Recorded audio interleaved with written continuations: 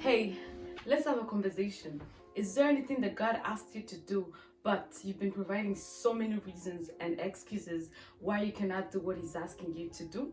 Let me tell you, the first one that happened too. When the new king whom Joseph meant nothing came to power, they started oppressing the Israelites, and God heard their crying. Exodus chapter 3, you can read the whole chapter and the next one. So this is what happened. Verse 7, Moses encountered God. And the Lord said to Moses, I've indeed seen the misery of my people in Egypt. They're crying out because of their slave drivers, and I'm concerned about their suffering. So God wanted to send Moses to go and take his people out of that land and take them into a good and spacious land, a land flowing with milk and honey. So God explained everything to Moses that he wanted him to do. And this is the first question that Moses asked God. Who am I that I should go to Pharaoh and bring the Israelites? And before that, I want to remind you that Moses was in exile in Midian. You remember Pharaoh tried to kill him. So his question made sense due to the situation that he was in. But this is what God answered him. He told him, I will be with you. Moses asked his second question. Moses was like, suppose, this is how I think he was, expressing himself. Suppose I go to the Israelites and tell them, the God of your fathers has sent me. If they ask me what is his name, what am I gonna tell them? And God said to Moses, I am who I am. This is what you are to say to the Israelites. I am has sent me to you. Go and assemble the elders. Tell them all that, and they will listen to you. And God explained everything that Moses was supposed to do. I believe Moses was quiet and listening to all the instructions that God was giving him, man. But the problem, Moses was very stubborn.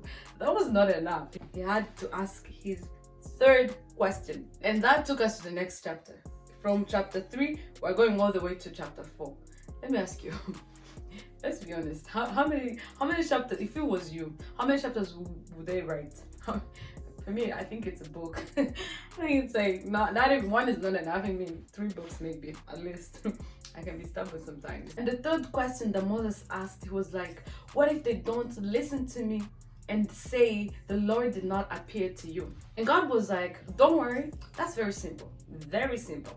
This is what you are to do. So God showed him 3 signs. He told him to go and perform the 3 signs that they are going to believe him. For sure, they will believe him and they will listen to him.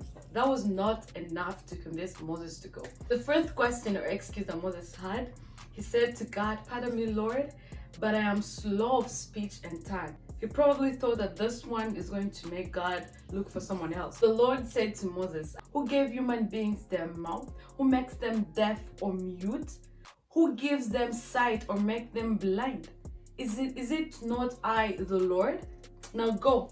I'll make you speak and teach you what to say. Moses ran out of excuses and he realized that there is no excuse or problem that God would not be able to handle or help him with. So he had to be honest. So Moses said to God, pardon your servant, but please send someone else. So the point that I'm trying to make clear here is, if God is calling, if God is sending you somewhere, if God is asking you to do something, go ahead and obey, go ahead and listen. Moses looked at his situation and it made him to bring so many excuses. But when he accepted the assignment, God used him for greater and mighty things. But at the start, he had so many excuses. He was scared. I don't know how many excuses that you've been presenting, but I want you to tell yourself that whatever the God is calling you to do, wherever God is sending you to go, just tell yourself that it's not going to be you. It's going to be God doing his work. You're just going to be the body that he's going to use, but it's not going to be you. So don't rely on your strength. So just